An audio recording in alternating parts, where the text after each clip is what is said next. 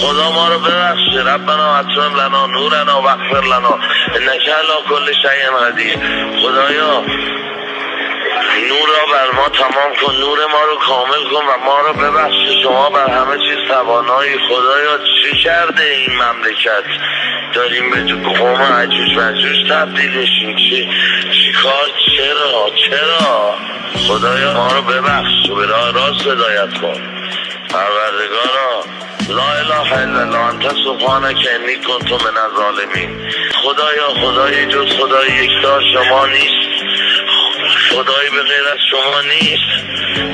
ما آدمایی هستیم که به شما میگیم تو، بعد به یه آدمی که یه ذره موریشش ساکت شده میگیم شما، بعد خدای به این بزرگی میگیم تو. خدای شما ما رو ببخش. خدایی بالاتر از شما وجود نداره. شما پاک و منزهی. ما به خودمون ظلم کردیم. لا اله الا الله انت سبحانک انی کنت من الظالمین. حسبی الله لا اله الا هو علیه توکلت و هو رب العرش العظیم. خدا ما را بس است.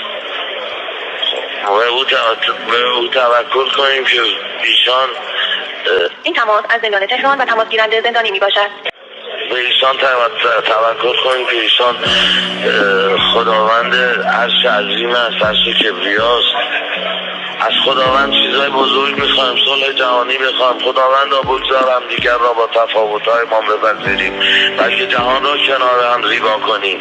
خدایا بگذار کلمات مختلف خداوند را کنار هم بچینیم، بلکه جمله عشق بدون قید و شرط و صلح جهانی پدیدار شود.